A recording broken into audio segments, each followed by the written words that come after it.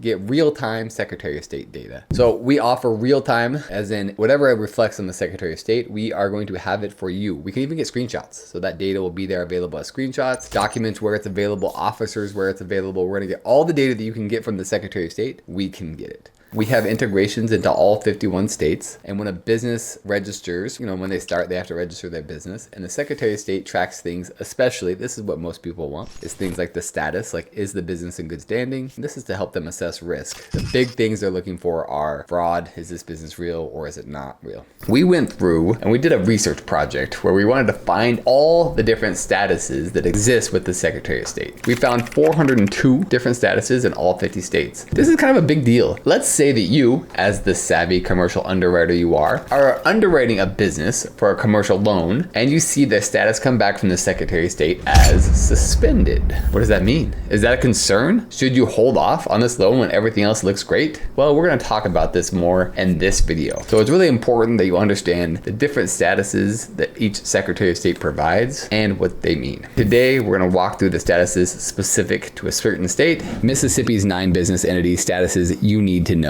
Number 1, withdrawn by merger. The entity has been withdrawn from the state registry due to a merger, typically absorbed by another entity. Lenders should be cautious as this status indicates a significant change in the business structure, potentially affecting creditworthiness and requiring a reassessment of the surviving entity's financial stability and lending terms. Now let's proceed to number 2, withdrawn. The entity has voluntarily withdrawn its business registration from the state, ceasing operations or transferring to another jurisdiction. This status suggests the business is no longer operating in Mississippi, which is crucial for lenders to consider as it may indicate a higher risk profile or the need to pursue lending opportunities in the new jurisdiction. Number 3, canceled. The entity's registration or authority to do business has been canceled, often due to non-compliance or as part of a voluntary closure. Lenders should view this status as a red flag, indicating potential financial difficulties or regulatory issues that could significantly impact the business's ability to repay loans. Let's proceed to number 4, dissolved.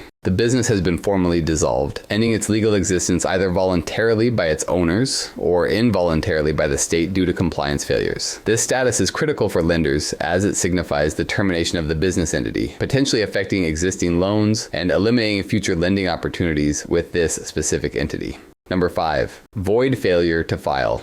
The business registration has been declared void due to failure to file required annual reports or other necessary documents. Lenders should approach businesses with this status cautiously, as it may indicate poor administrative practices or financial difficulties that could impact loan repayment capabilities. Let's proceed to number 6, name change. The entity has legally changed its name. The status reflects that the records have been updated to reflect the new business name. While this status itself doesn't necessarily impact creditworthiness, lenders should ensure all documentation is updated to reflect the new name and investigate the reasons behind the change, as it could potentially signal rebranding due to past issues. Number 7, merged. The business has merged with another entity. The original entity ceases to exist independently, and its assets and liabilities are absorbed by the surviving entity. Lenders need to reassess the creditworthiness of the surviving entity, considering the combined financial strength, potential synergies, and any assumed liabilities from the merged entity. Let's proceed to number 8, good standing. The business is compliant with all state regulations and filing requirements and is authorized to conduct business in Mississippi. It has no outstanding penalties or non-compliance issues. This status is generally favorable for lenders, indicating regulatory compliance and potentially lower risk, though it should be considered alongside other financial and operational factors. Number 9, revoked. The state has revoked the business's registration due to non-compliance with filing requirements, non-payment of fees, or other regulatory failures. The business is not authorized to operate until these issues are resolved and its status is reinstated. Lenders should view this status as a significant risk factor, indicating potential financial distress or management issues that could severely impact the business's ability to operate legally and repay loans.